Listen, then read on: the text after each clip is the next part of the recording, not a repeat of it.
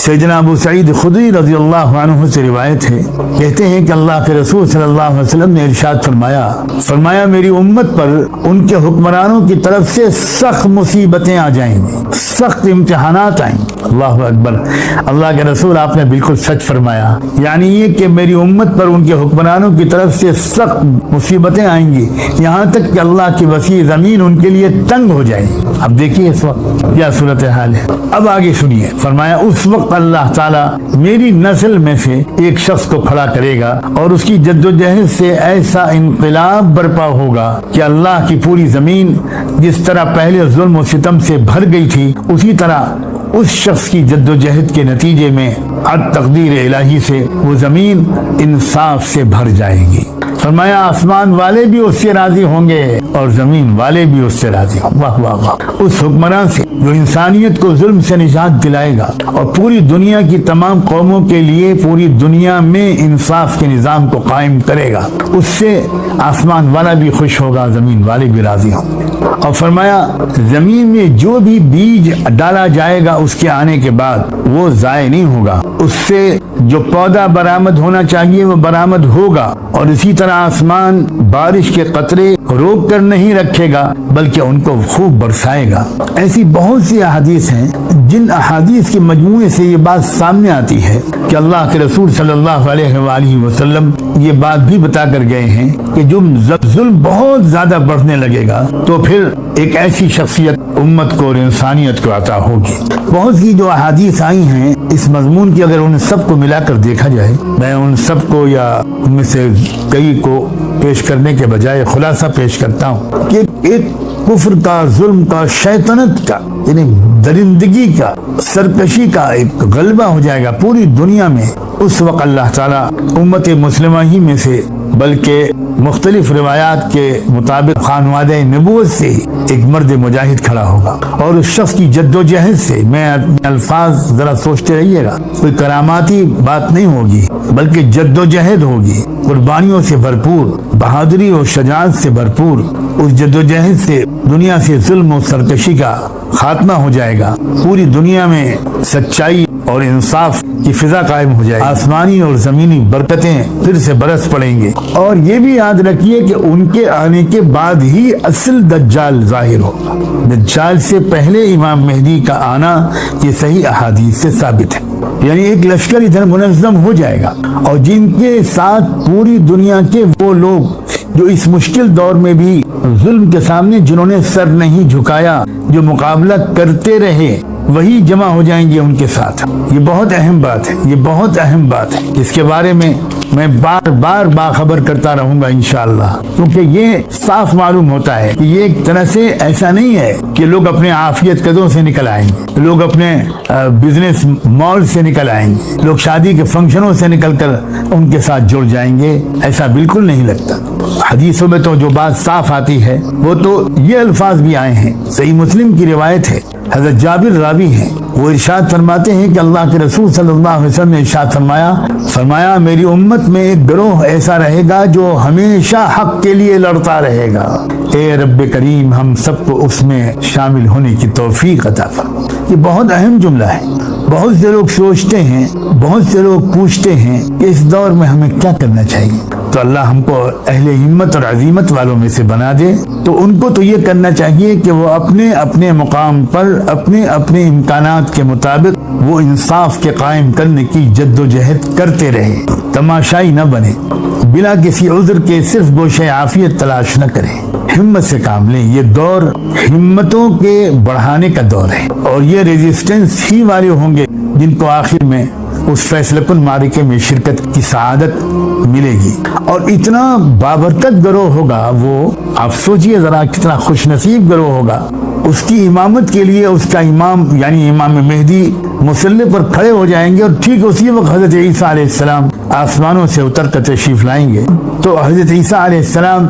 کو دیکھ کر وہ امام جو اسی امت کا ایک فرد ہوگا، وہ آسمانوں سے اترا ہوا کوئی شخص نہیں ہوگا، وہ ہمارے درمیان پیدا ہونے والا ایک نیک صالح شخص ہوگا جس کو اللہ پوری دنیا میں انصاف کے نظام کو قائم کرنے کے لیے ہمت اور صلاحیت عطا فرمائے گا. وہ مصلی پر کھڑا ہو چکا ہوگا امامت کے لیے، لیکن وہ دیکھے گا کہ عیسیٰ علیہ السلام آ گئے تو وہ پیچھے ہٹ کر کہے گا کہ آپ تشریف لائیے، آپ امامت کیجیے. مگر حضرت عیسیٰ علیہ السلام کہیں گے نہیں نہیں نہیں، تم ہی امامت کرو گے، تم میں ہی سے کوئی امامت کرے گا، میں تو مقتدی بنوں گا. اللہ اکبر. یہ اس ہمت والے بہادر گروہ کا میں تذکرہ کر رہا تھا جو یقیناً اکٹھا ہوگا اس ظلم سے فیصلہ کن مقابلہ کرنے کے لیے اپنے امام کے پیچھے، اور اسی کی مدد کے لیے آئیں گے حضرت عیسیٰ علیہ السلام، اور پھر ان کے ذریعے سے اس دجال کا خاتمہ ہوگا. اس سلسلے کی کچھ احادیث حضرت عیسیٰ علیہ السلام کی آمد اور ان کے بارے میں کچھ باتیں مجھے عرض کرنی ہیں، وہ انشاءاللہ کل عرض کروں گا. آج اسی پر اکتفا کرتا ہوں، اس دعا کے ساتھ اللہ تبارک و تعالی ہم سب کو اس دور کی پہچان بھی عطا فرمائے، اور اس دور میں جس سیرت و کردار والے ایمان والوں کی ضرورت ہے، جس سیرت و کردار والی ایمان والیوں کی ضرورت ہے، اللہ ہم سب کو وہی سیرت و کردار عطا فرما دے. اب کی وضاحت بھی کر دوں. امام مہدی کی شخصیت کے تعارف کا احادیث و سنن کی روشنی میں اس کی بنیاد پر امت مسلمہ کے سواد اعظم اہل سنت والجماعت کی جو رائے ہے پورے اذعان و یقین اور اطمینان و انشراح کے ساتھ، وہ یہ ہے کہ وہ اپنے وقت پر امت میں ایک عام انسانوں کی طرح اہل بیت کے ایک گھرانے میں پیدا ہوں گے، اور زیادہ روایات کے مطابق سیدنا حسن ابن علی رضی اللہ عنہ کے اولاد میں ہوں گے. بعض روایات میں یہ بھی آیا ہے کہ وہ سیدنا حسین ابن علی رضی اللہ عنہما کی اولاد میں سے. بہرحال ہمارے لیے یہ تفاصیل بہت زیادہ اہم نہیں ہے، ہمارے لیے جاننا اہم ہے کہ وہ امت کے عام گھرانوں میں سے، اہل بیت میں سے ایک گھرانے میں پیدا ہوں گے، اور بالآخر ایک وقت ان کی زندگی میں ایسا آئے گا کہ خانہ کعبہ کا طواف کرتے ہوئے اہل نظر، اہل دل ان کو پہچان لیں گے، اور وہاں پھر لوگ ان سے بیعت کریں گے، اور وہ لوگوں کے اصرار سے مجبور ہو کر بیعت لینا شروع کریں گے، اور امت کی ایک نئی تنظیم نئی طرح سے منظم ہوگی امت اور متحد. اور بہت عرصے سے جو کسی ایک مرکزی قیادت کے ارد گرد جمع ہونے کی قواعد سے جو محروم ہے یہ امت، وہ محرومی ان کے ذریعے سے اب ختم ہوگی، اور اہل حق پوری دنیا سے کھنچ کھنچ کر ان کا ساتھ دینے کے لیے آئیں گے. اور ہمارا تعلق جس خطے سے ہے، اس خطے کے بھی بہت سے خوش نصیب لوگ، ان کا بڑا کردار ہوگا ان کا ساتھ دینے میں، ان کی طاقت کو اور ان کے اقتدار کو مضبوط اور مستحکم کرنے. اور وہ جو جس مرکز سے وہ اپنی جدوجہد شروع کریں گے وہ بیت المقدس ہوگا. اور آپ کم سے کم اس بات پر نظر رکھیے کہ عالمی سیاست کا مرکز اس وقت صرف اور صرف بیت المقدس ہے. اور یہ بہت عرصے سے ہے. یہ الگ بات ہے کہ عام طور پر پوری دنیا کے سیاسی رہنما ہوں یا تبصرہ نگار اور صحافی ہوں، ان کی نظروں سے یہ حقیقت بالکل اوجھل ہے. مرکزی نقطہ عالمی سیاست کا اور ملکوں کی اندرونی سیاست کا بھی میں اس سے زیادہ تو اس وقت نہیں کچھ عرض کرنا مناسب سمجھتا. شاید آئندہ کبھی وقت آئے گا تو میں اس کی زیادہ تفصیل بیان کروں گا کہ ملکوں کی داخلی سیاست اور ملکوں کی جو اندرونی سیاست ہوتی ہے، اس کا بین الاقوامی سیاست سے بظاہر کوئی تعلق نہیں ہوتا. دراصل وہ بھی اس وقت بیت المقدس کے حالات سے اور وہاں کے سلسلے میں چلنے والی جو جد و جہد اور کشمکش ہے اسی سے جڑی ہوئی ہوتی ہے. تو نظم عالم میں تبدیلی پہلے بھی جب کبھی ہوئی ہے،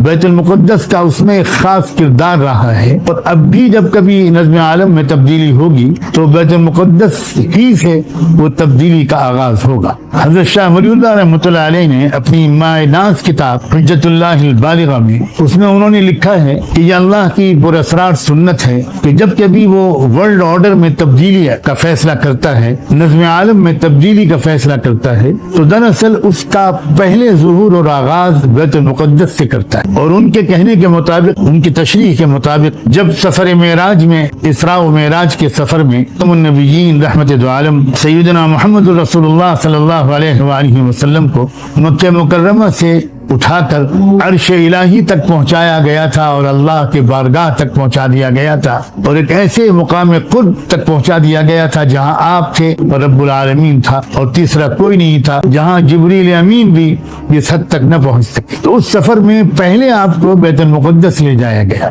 وہاں صحیح حدیث کے مطابق تمام سابق انبیاء علیہ السلام کی آپ نے نماز میں امامت کی تھی. اس کے بعد آپ کو لے جایا گیا، اور روایات کے مطابق واپسی میں بھی اسی راستے سے آپ کو لایا گیا۔ حضرت شاہ ولی اللہ رحمۃ اللہ علیہ نے اشارہ یہ کیا ہے کہ دراصل آپ کا جو سفر اسراء و معراج تھا اس میں اس بات کا بھی اعلان تھا کہ صدیوں سے جو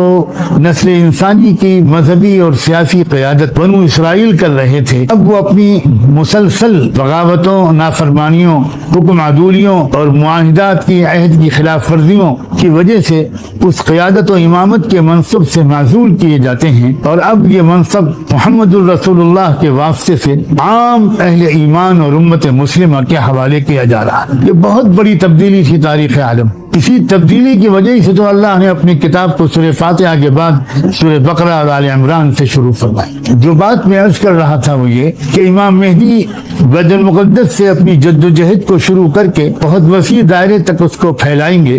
اس کے نتیجے میں پورے عرض سے ظلم کا خاتمہ ہوگا اور انصاف پر مبنی ایک عالمی نظام انشاءاللہ قائم ہوگا۔ اسی جد و جہد میں ایک بہت بڑے کام کی تکمیل کے لیے معجزانہ اور خارق عادت طور پر اللہ تعالیٰ حضرت عیسیٰ ابن مریم علیہ السلام کو آسمانوں سے پھر سے دوبارہ زمین پر بھیجیں گے۔ وہ دجال کا خاتمہ کریں، دجال کو قتل کریں گے۔ کس طرح قتل کریں گے، کہاں پر قتل کریں گے، اس کی بھی تفصیلات موجود ہیں، مگر میں اس وقت ان کی تفصیلات میں شاید نہ جاؤں۔ مجھے قرب قیامت کی کچھ موٹی علامات اس وقت ذکر کرنے ہیں سورہ کہف کے واسطے سے، سورہ کہف میں کی تشریح میں داخلے سے پہلے اتنا میں بتا دوں کہ اتنی کثرت سے صحیح احادیث میں عیسیٰ علیہ السلام کی آمد کا ذکر آیا ہے کہ اس کا انکار کرنا دراصل ایک طرح سے عقیدے کا انکار ہے، اس میں کسی شک کی کوئی گنجائش نہیں۔ عیسیٰ علیہ السلام کے دنیا میں دوبارہ آنے کا تذکرہ خود احادیث میں موجود ہے، جس میں آپ نے قسم کھا کے ارشاد فرمایا ہے، اور یہ یاد رہے کہ یہ حدیث بخاری اور مسلم میں آئی ہے۔ اس حدیث میں اللہ کے رسول نے قسم کھا کے ارشاد فرمایا، اس پاک ذات کی قسم جس کے قبضے میں میری جان ہے، یقیناً قریب ہے کہ تم میں آئیں گے، نازل ہوں گے عیسیٰ ابن مریم ایک انصاف کرنے والے حکمراں کی حیثیت سے، پھر توڑ دیں گے وہ صلیب کو۔ جس طرح ہمارے معاشرے میں ایک لفظ بولا جاتا ہے بت شکنی، اس سے مراد کسی پتھر کی مورتی کو توڑنا نہیں ہوتا، ایک نظام کا خاتمہ ہوتا ہے، ایک نظام کی طاقت کا کچل دینا ہوتا ہے۔ اسی طرح صلیب شکنی کا مطلب بھی علماء نے یہی سمجھا ہے کہ یہ جو ایک دور دنیا میں گزرا ہے صلیبیوں کی بالادستی کا، اس کا خاتمہ ہو جائے گا۔ تو اس موقع پر سیدنا ابو ہریرہ نے روایت کے آخر میں یہ بھی فرمایا کہ اگر تم قرآن سے اس کا ثبوت چاہتے ہو تو پڑھ لیا کرو سورہ نساء کی آیت وَإِن مِّنْ أَهْلِ الْكِتَابِ إِلَّا لَيُؤْمِنَنَّ بِهِ قَبْلَ مَوْتِهِ، یعنی عیسیٰ علیہ السلام کی موت سے پہلے سبھی اہل کتاب ان پر ضرور بضرور ایمان لے آئیں، اور قیامت کے دن وہ لوگ ان کے بارے میں گواہی بھی دیں گے۔ ظاہر ہے کہ جب عیسیٰ علیہ السلام اپنی حقیقی شکل میں سامنے آ جائیں اور وہ اپنا تعارف کرائیں گے اور وہ کلمہ توحید لا الہ الا اللہ اور محمد رسول اللہ کے لوگوں کو دعوت دیں گے اور کہیں گے کہ میں نہ خدا ہوں نہ خدا کا بیٹا، تو پھر لوگ ان کو پہچاننا شروع کریں گے۔ اور ظاہر ہے کہ عیسیٰ علیہ السلام کی شخصیت کی محبت تو دنیا کے کروڑوں لوگوں میں ہے، پھر ان کی زبان سے خود اپنا تعارف سن اور ان کی شخصیت کو دیکھ کر بہت سے لوگ اپنے پرانے گمراہانہ تخیلات اور عقیدوں کو چھوڑ کر عیسیٰ علیہ السلام کو قبول کریں گے بحیثیت بندے کے، بحیثیت مسیح کے، اور ان کی گواہی پر محمد الرسول اللہ صلی اللہ علیہ وآلہ وسلم کی نبوت اور رسالت کی گواہی وہ بھی دیں۔ آج کل بہت عقل پرستی کا دور ہے، لوگ بہت عجیب اس قسم کے اشکالات کرتے ہیں، کہتے ہیں کہ یہ تو ہو ہی نہیں سکتا کہ کوئی انسان آسمانوں میں اٹھتا رہے پھر اس کو اتارا جائے، یہ کیا بات ہے، یہ تو بالکل خلاف عقل بات ہے، یہ تو کوئی لاجیکل بات نہیں ہے، ریشنل نہیں ہے، سائنٹیفک نہیں ہے۔ انگریزی کے الفاظ بول کر بولے والے لوگوں کو یہ تاثر دینا کہ ہم بہت ہی سمجھدار اور دانشور لوگ ہیں، کہ گمراہی اس طرح کی بہت سی پھیلانے کی کوشش کی جاتی ہے، اور وہ لوگ عام طور پر عقلی قسم کے اشکالات کر ہمارے انگریزی داں جدید تعلیم یافتہ طبقے کو متاثر کرنے کی کوشش کرتے ہیں۔ میں چند باتیں عرض کرنا چاہتا ہوں۔ ان کی تو پیدائشی عجیب و غریب طریقے پر ہوئی تھی اور اس پر ہم سب کو ایمان ہے، وہ تو بہت معجزانہ طریقے پر پیدا ہوتا، اور پیدا ہونے کے فوراً بعد کیونکہ جب مریم علیہ السلام اپنے بچے کو لے کر بستی میں آئیں تو برادری اور بستی کے لوگوں نے ان کے بارے میں بڑے نامناسب خیالات کا اظہار کرنا شروع کر دیا، اور معاذ اللہ یہ بہتان لگانے لگے کہ جیسے یہ بچہ جو ہے وہ حلال کا بچہ نہیں ہے، حرام کا بچہ ہے۔ تو اللہ نے اپنی بندی مریم کی پاک دامی کے اعلان کے لیے اس نومولود نئے پیدا ہونے والے بچے کو بولنے کی قدرت دی، ماں کی گود میں تھے ابھی، اور انہوں نے صاف صاف بات کرنی شروع کر اور اپنے بارے میں اور اپنی ماں کی پاک بازی کے بارے میں ایسے کلمات بولے. تو یہ کسی عام انسان کے بارے میں نہیں کہا جا رہا ہے، ایک ایسا انسان جو شروع سے آخر تک خلاف عادت طریقے پر اس کا وجود اللہ نے بخشا ہے.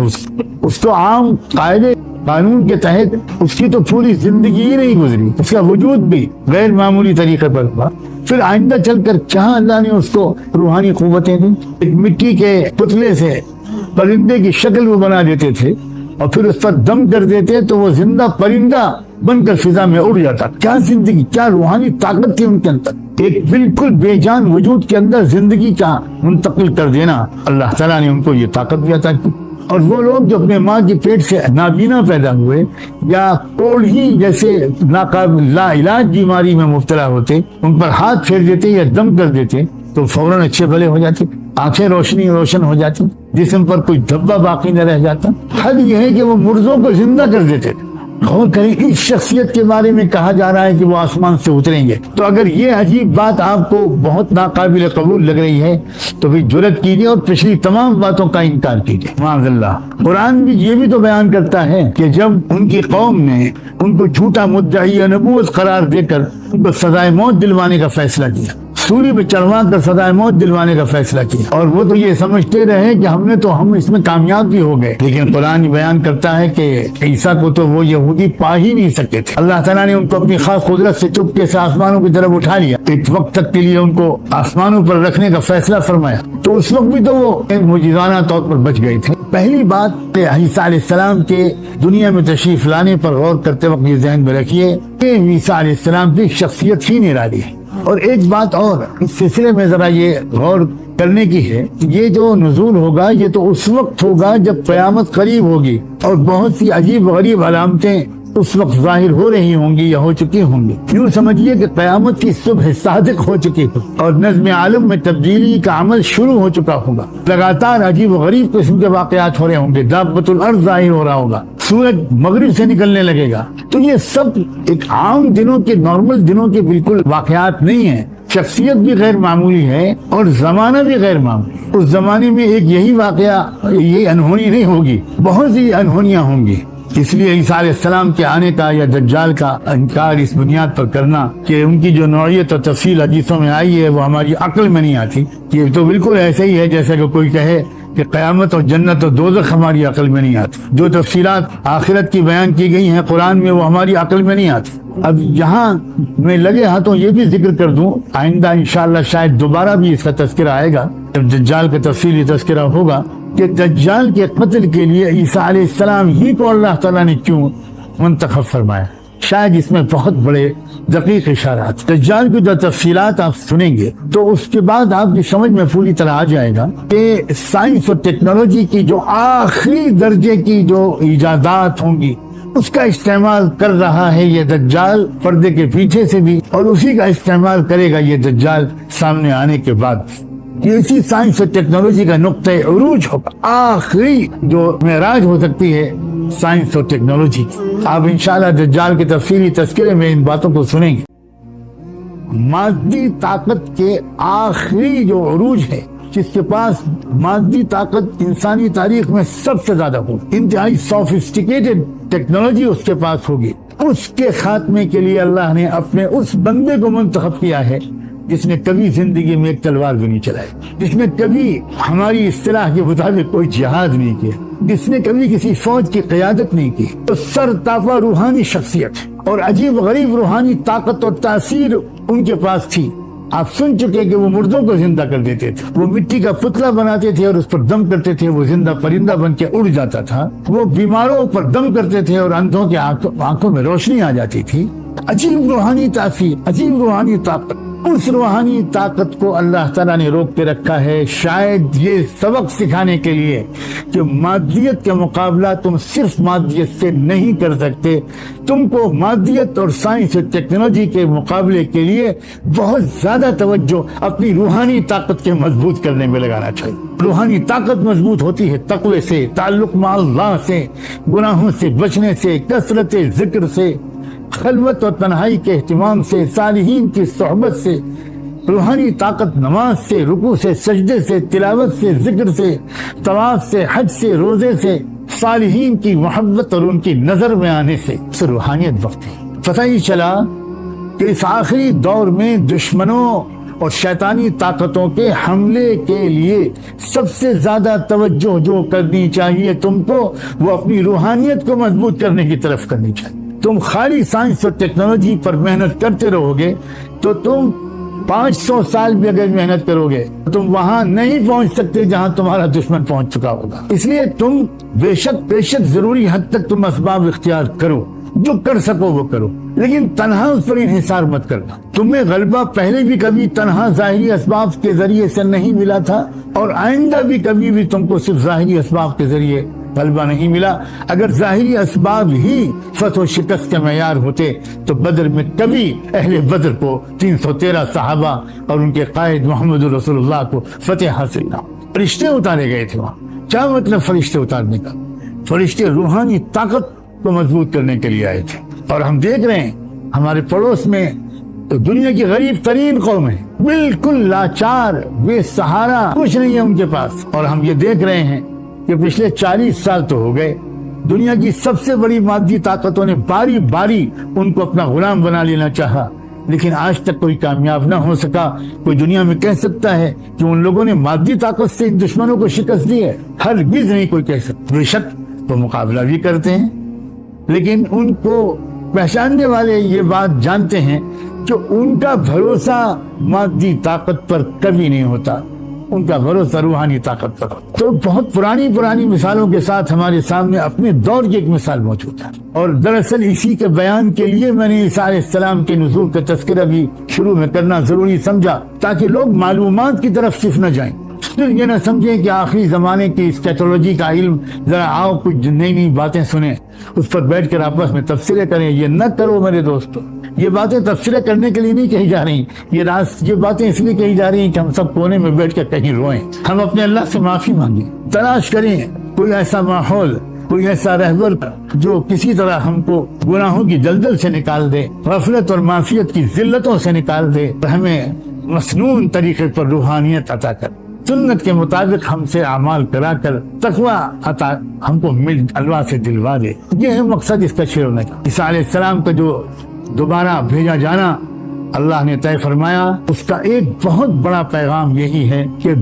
مادی ہتھیاروں سے لیس اپنے دشمنوں کے مقابلے میں تم اپنے کو کمزور مت سمجھنا، یہ دیکھ کر کہ ہمارے پاس تو وہ طاقت اور ٹیکنالوجی اور سائنس نہیں ہے۔ تم اپنی روحانیت کے ذریعے سے اس سب کی کمی کو پورا کر سکتے، تم اپنی روحانیت کو بڑھاؤ۔ تم اب تک صرف فرائض پڑھ لیا کرتے تھے، فرض نمازیں پڑھ لیتے تھے۔ میرے عزیز نوجوانوں، کاش کہ تم میرے سامنے ہوتے تو میں تمہاری پیشانی کو چوم کر یہ بات تم سے کہتا کہ کیوں نہیں ہم لوگ فیصلہ کرتے کہ اب ہم اور زیادہ روحانیت بڑھائیں گے۔ دنیاوی لحاظ سے ہم کسی ایک مقام پر آ کر ٹھہرتے نہیں، ہمارا دل چاہتا ہے حل میں مزید، اور اچھا مکان، اور اچھی گاڑی، اور اچھا موبائل، اور اچھا یہ اور اچھا وہ۔ تو کیوں نہیں ہم اور آپ سوچتے کہ اور اچھا تقویٰ، اور اچھی نماز، اور اچھے رکوع، اور اچھے سجدے، اور اچھی دعا، اور اچھی بندگی، اور اچھا اللہ سے تعلق، محبت والا بھی، خشیت اور ادب والا۔ ایک بات کہہ کر میں آج کی مجلس کا اختتام کروں۔ عیسیٰ علیہ السلام کے اترنے کا ایک نتیجہ یہ بھی ہوگا کہ پوری دنیا میں کروڑوں وہ لوگ جو عیسیٰ علیہ السلام سے محبت کرتے ہیں اور جو اپنے آپ کو گویا جیسس کرائسٹ کا محبت کرنے والا، ان پر ایمان رکھنے والا کہتے ہیں، وہ جب حقیقی عیسیٰ علیہ السلام کو دیکھیں گے تو حقیقی عیسیٰ علیہ السلام کی اصل شخصیت کو بھی مان لیں گے، اور ان کے واسطے سے وہ محمد الرسول اللہ کی رسالت کے قائل ہو کر امت مسلمہ میں شامل ہو گئے۔ کیونکہ جب عیسیٰ علیہ السلام کو خود دیکھیں گے کہ وہ امامت تک کرنے کے لیے تیار نہیں، وہ کہہ رہے ہیں نا، محمد کے امتی کو میں امام بننے کے لیے نہیں بھیجا گیا ہوں، میں تو اس کا مقتدی بنوں گا۔ تو جو امتی کا مقتدی بننے کے لیے عیسیٰ علیہ السلام تیار ہیں، تو پھر کیا اس کا یہ پیغام ان کے قوم میں نہیں جائے گا کہ بھائی اب تو ہم کو بھی محمد رسول اللہ کو اپنا امام اور رہبر مان لینا چاہیے؟ اب میں یہ بتا دوں کہ عیسائیوں کے متعدد حلقے ہیں، اللہ جانے کس کو کتنی زیادہ توفیق ملنے والی ہے، لیکن قرآن کا اشارہ تو یہ بتاتا ہے وہ عیسائی، ان کو ہم آج کل آرتھوڈاکس کرسچنز کہتے ہیں، جو نہ رومن کیتھولک ہیں نہ پروٹسٹنٹ ہیں، اصل میں وہ آرتھوڈاکس کرسچنز کہلاتے ہیں، اور جو اصل میں رشا بیسڈ ہے، جن کا مرکز جو ہے وہ مغربی یورپ نہیں ہے، مشرقی یورپ ہے، اور مشرقی یورپ کی قیادت उस खित्ते के हाथ में है जिसको रूस कहा जाता है। आज भी गालिबन उन्हीं ऑर्थोडॉक्स क्रिश्चियंस का अंदर कुछ ऐसे आदाब बाकी हैं, उनके यहाँ अभी तक हम जिनसी और होमोसेक्सुअलिटी कानूनन सख्त ममनू है। उनके यहाँ शराब भी ममनू है और मेरी इत्तलात के मुताबिक और मुताले के मुताबिक उनके यहाँ पोर्क यानी खिंजीर का गोश्त भी ममनू और हराम है। और वहाँ चर्च की बड़ी बालादस्ती आज भी है। अहबार और रुहबान का बहुत ज्यादा एहतराम किया जाता है। अहबार और रुहबान सदर रूस से मिलने नहीं जाया करते, सदर रूस अहबार और रुहबान के पास आते हैं। और भी बहुत सी सिलसिले की तफसीलात हैं। हो सकता है कि सबसे पहले ईसा अलैहिस्सलाम को पहचानने में ऑर्थोडॉक्स क्रिश्चियंस पहल करें। ये बहुत से लोगों का गुमान है और मेरा भी दिल इसी तरफ माइल है। गैब में क्या लिखा हुआ है उसका इल्म सिर्फ अल्लाह के पास है। फिर इमाम मेहदी की शख्सियत के बारे में एक बात और अर्ज कर दूं। इस तरह ईसा अलैहिस्सलाम के आने के बाद मुस्लिम के अंदर दाखिल होंगे बहुत बड़ी तादाद में वो ईसाई, और जाहिर है फिर उनकी टेक्नोलॉजी, उनके हथियार, उनके तमाम तजुर्बात वो सब भी दरअसल इमाम मेहदी के ताबे हो जाए, दरअसल उम्मत मुस्लिमा के काम आएंगे। ये जो इमाम मेहदी की शख्सियत है उसके बारे में भी ऐसा लगता है। ये जो हमारे शिया हजरात का एक थोड़ा सा अलग तखय्युल है, बल्कि थोड़ा नहीं काफी अलग तखय्युल इमाम मेहदी के बारे में, उम्मीद की जानी चाहिए कि जब हकीकी इमाम मेहदी तशरीफ ले आएंगे और सूरत हाल वाज़ेह होती चली जाएगी तो फिर बिरादरान अहले सुन्नत और बिरादरान तशय्युअ अहले तशय्युअ ये सब सही रास्ते को कबूल करके उम्मत मुस्लिमा की वहदत को मजबूत करने का सबब बने। और मैं ये बात अपनी तरफ से इतनी बड़ी बात नहीं कह रहा हूँ, मेरी बिल्कुल औकात नहीं है कि मैं इतनी अजीम बात कहूँ। इमामुल मुहद्दिसीन